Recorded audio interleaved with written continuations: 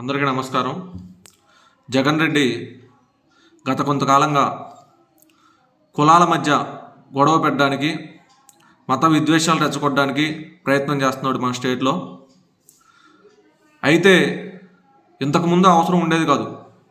ఎందుకంటే 2014కి ముందు కమ్మ సమాజ వర్గానికి, కాపు సమాజ వర్గానికి అసలు పడేది కాదు. అది ఎందుకో మాకు కూడా తెలియదు. మా పెద్దల నుంచి అలాగే వచ్చింది. తర్వాత చాలామంది దాన్ని ఆచరిస్తున్నారు. మెయిన్ కారణం రంగా గారి హత్య అని చెబుతారు.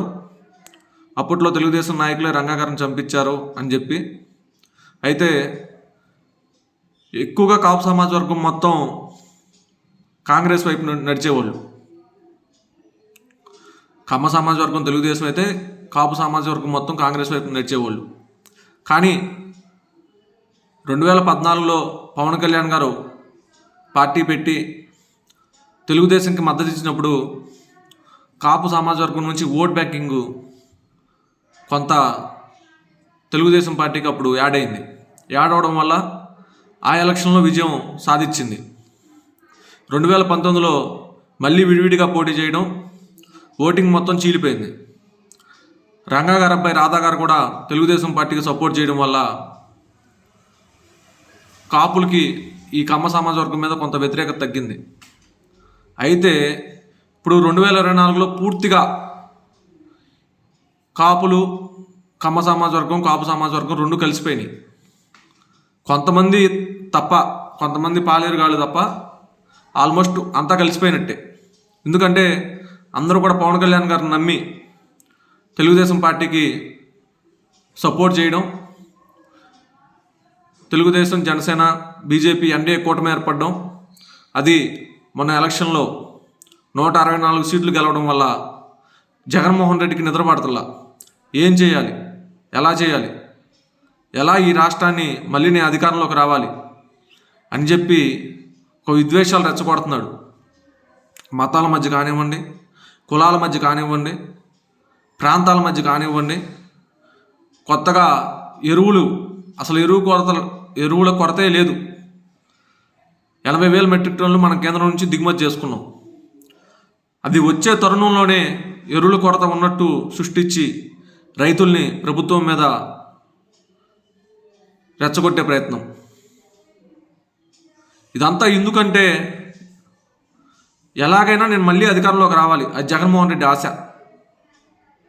గత 5 సంవత్సరాల్లో 219 దేవాలయాలకు పైగా దాడి చేసి, ఆ రోజు నేను హిందూ వ్యతిరేకిని,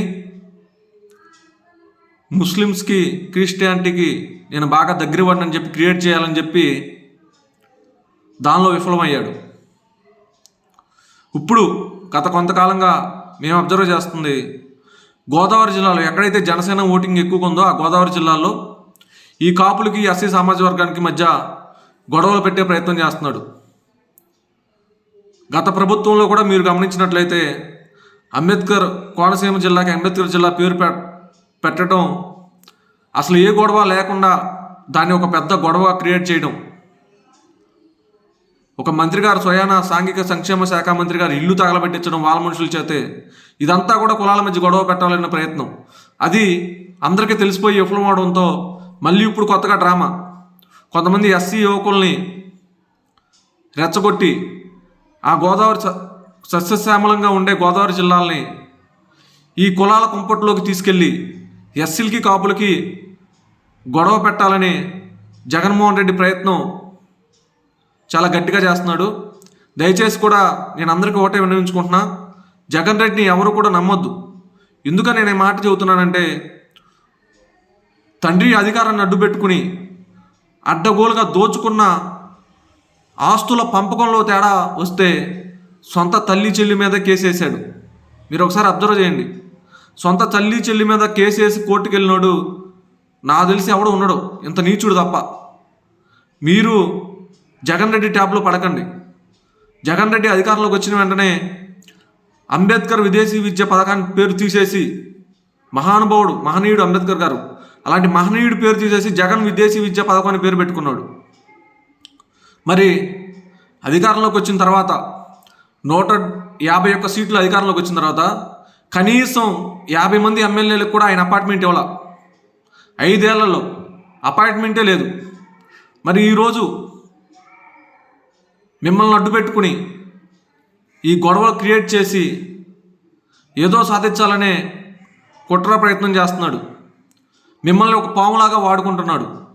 దయచేసి జగన్ రెడ్డి ట్యాప్లో ఉన్న ఎస్సీ యువత, మీకు మంచి భవిష్యత్తు ఉంటుంది. మీ మీద కేసులు పడినా కూడా జగన్ రెడ్డి రాడు మీకోసం సపోర్ట్గా. మీరు గమనించారో లేదో, తెనాల్లో 3 ఎస్సీ యువకులు గంజాయి తాగి గొడవలు చేస్తుంటే గంజాయి బ్యాచ్కి సపోర్ట్కి వెళ్ళాడు, కానీ తన కారు కింద పడి చనిపోయిన వ్యక్తి ఇంటికి వాళ్ళ ఫ్యామిలీని ఆఫీసుకి తెప్పించుకున్నాడు.